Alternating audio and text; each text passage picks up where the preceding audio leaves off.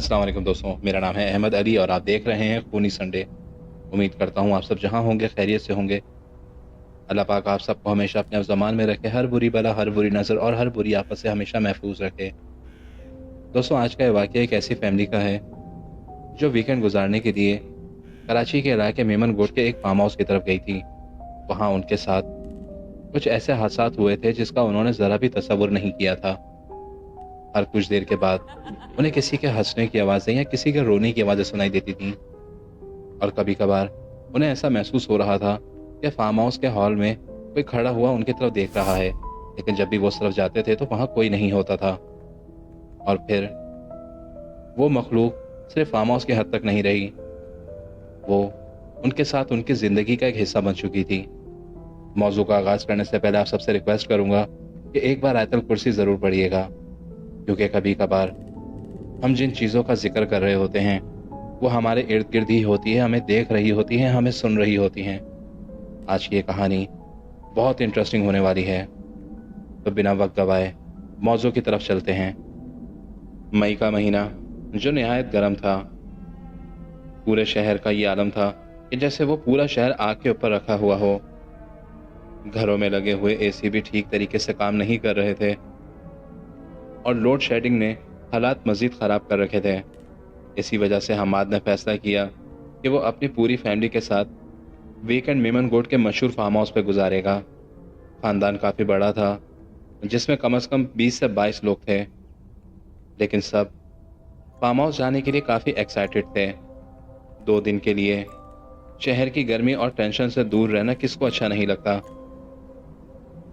Farm house internet पर काफ़ी मशहूर था, जहाँ पर बड़ा स्विमिंग पूल, खूबसूरत लॉन, खजूर और आम के दरख्त लगे हुए थे, बारबेक्यू एरिया, और सबसे ख़ास बात शहर से काफ़ी दूर था।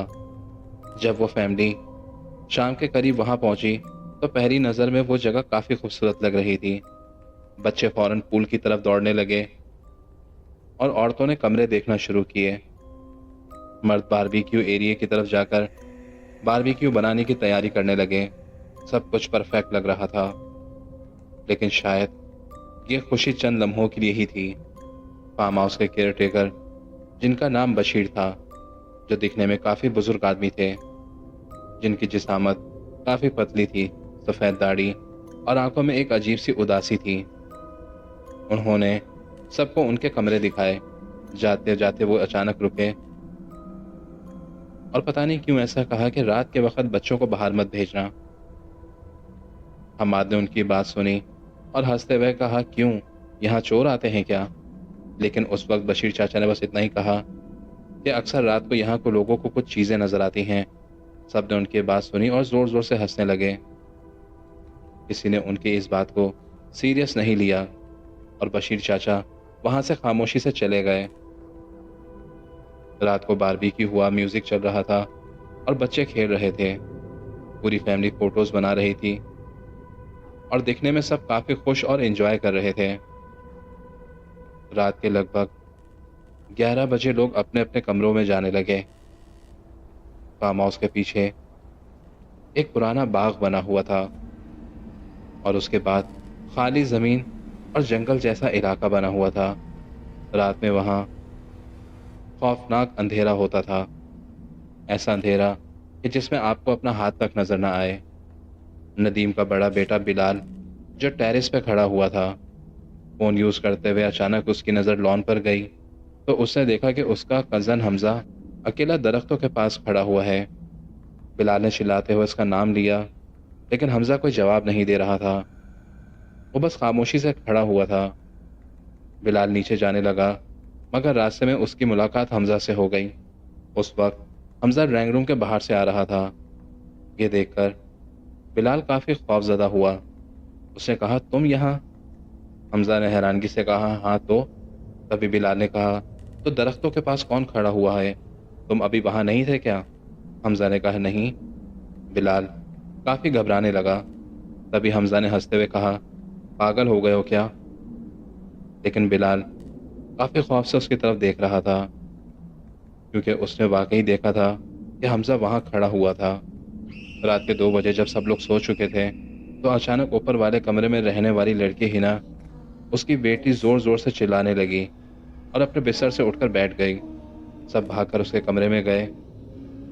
زارا کا جسم کافی برے طریقے سے کانپ رہا تھا، اس کی آنکھوں میں آنسو تھے اور وہ بار بار کھڑکی کی طرف اشارہ کر رہی تھی کہ وہاں کوئی آدمی تھا۔ میں نے اس کا چہرہ دیکھا تھا، اس کی آنکھیں بالکل سفید تھیں۔ یہ سن کر کمرے میں ایک دم خاموشی چھا چکی تھی۔ سب نے سمجھا کہ شاید بچی نے برا خواب دیکھا ہوگا۔ اس وقت سب لوگ اسے سمجھانے میں لگے ہوئے تھے اور کچھ دیر کے بعد سب لوگ اپنے کمرے میں واپس چلے گئے۔ صبح سب نے اس بات کو مذاق بنانا شروع کیا، لیکن زارا پورا دن خاموش رہی۔ اس نے کسی سے کوئی بات نہیں کی۔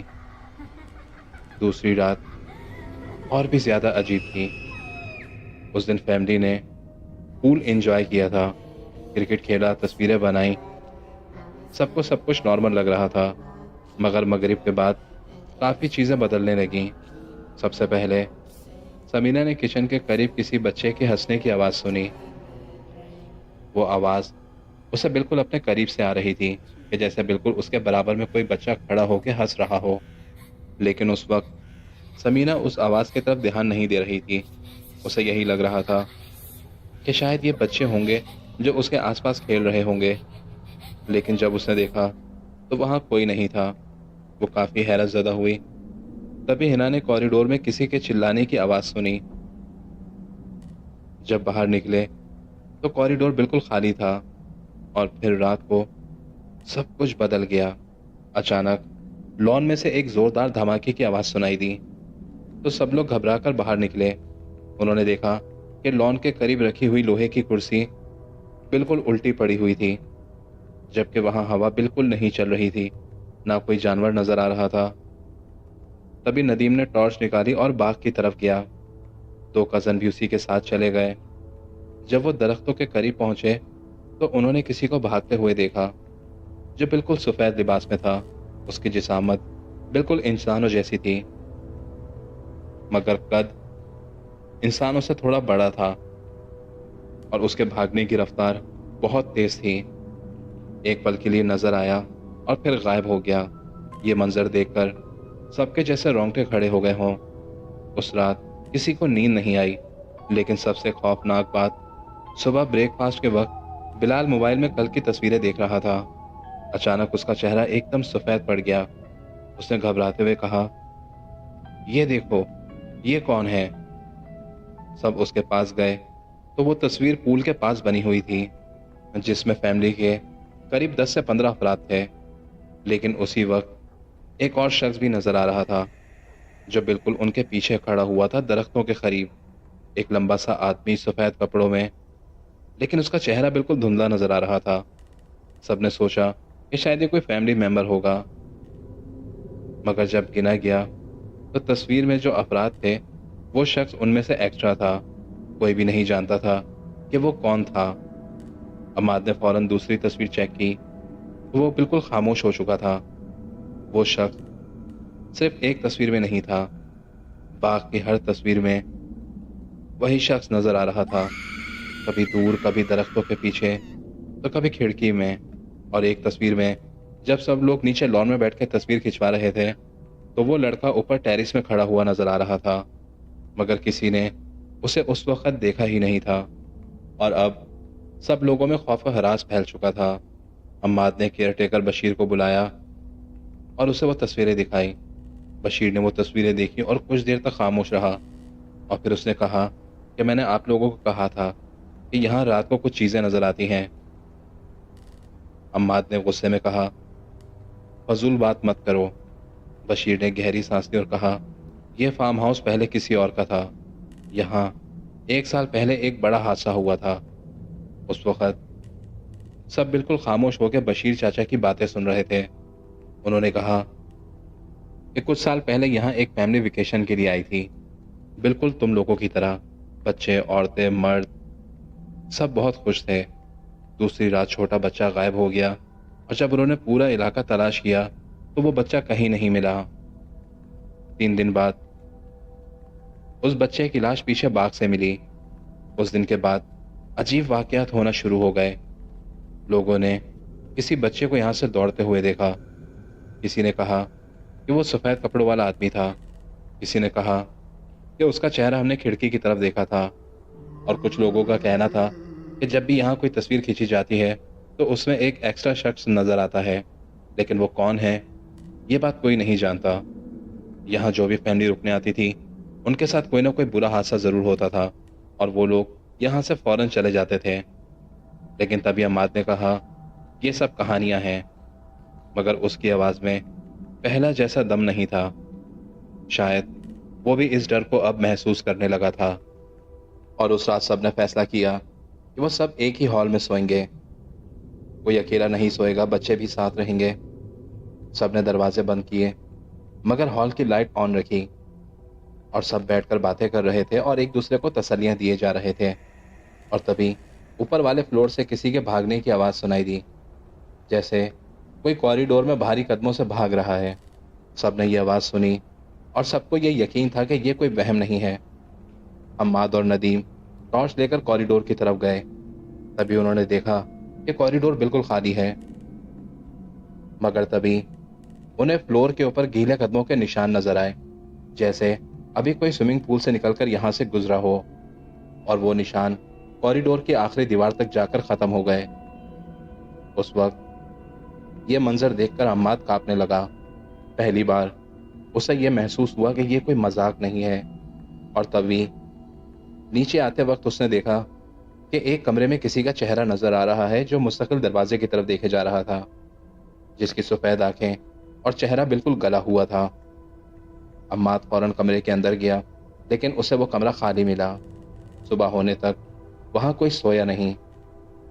फजर के करीब सबने फार्म हाउस छोड़ने का फैसला किया। जल्दी जल्दी अपना सामान पैक किया, गाड़ियां निकाली और सब लोग वहां से निकल गए। लेकिन ये हादसात यहाँ ख़त्म नहीं हुए। कराची वापस आने के बाद भी उन लोगों के साथ वक्तन दवक्तन कुछ अजीब वाक़यात होते रहे। ज़ारा वो रात के वक्त उठ के बैठकर दरवाजे की तरफ देखने लगती थी। तभी एक रात उसकी वालदा ने पूछा कि बेटा क्या देख रही हो। ज़ारा ने कहा कि मुझे वो अंकल नज़र आ रहे हैं जो फार्म हाउस में हमारे साथ थे। ये बात सुनकर हिना काफ़ी खौफ में आ गई। बिलाल के मोबाइल में तस्वीरें खुद ब खुद डुप्लीकेट होने लगीं और हर तस्वीर में वही शख्स नज़र आता था जो उन्हें शुरू में उस तस्वीर में नज़र आ रहा था। हर तस्वीर में वो उनके करीब आता जा रहा था और आखिर की कुछ तस्वीरें ऐसी थीं जिसमें वो बिल्कुल उनके बराबर में बैठा हुआ था और कैमरे की तरफ देख रहा था। गुस्से में आके बिलाल ने अपना फ़ोन तोड़ दिया और उसने ये बात किसी को नहीं बताई। आज इस वाक़ये को कुछ हफ्ते गुजर चुके हैं और फैमिली के अक्सर अफराद उस फार्म हाउस का नाम भी लेना नहीं चाहते। कुछ लोग कहते हैं कि ये सिर्फ एक इत्तेफाक था और कुछ लोग इसे अपना वहम समझते थे। अगर ये कोई इत्तेफाक या कोई वहम था तो फिर उनके साथ इस तरह के हादसे मज़ीद क्यों होते जा रहे थे। जितना वो लोग इन हादसात को सुलझाने की कोशिश करते थे वो उतना ही उलझते जा रहे थे। मेरी आप सबसे रिक्वेस्ट है कि अगर कल को आप लोग कभी किसी फार्म हाउस जाएं या किसी ऐसी जगह जाएं जहां पर कोई फैमिलीज आपके साथ हों और आपको इस तरीके के हादसात महसूस हों, तो लिहाजा उस जगह से फ़ौरन निकल जाइएगा, क्योंकि कभी कभार हमारी ज़िंदगी में ऐसी मुसीबतें जुड़ जाती हैं जिनसे हमारे लिए जान छुड़ाना बहुत मुश्किल होता है। उम्मीद करता हूँ कि आपको आज की कहानी पसंद आई होगी। मज़ीद ऐसी इंटरेस्टिंग स्टोरी से जुड़े रहने के लिए हमारी वीडियो को लाइक और चैनल को सब्सक्राइब ज़रूर कीजिएगा। इंशाल्लाह जल्द आपसे मुलाकात होगी एक नई स्टोरी के साथ। तब तक के लिए अपना बहुत ख्याल रखिएगा। अल्लाह हाफ़िज़।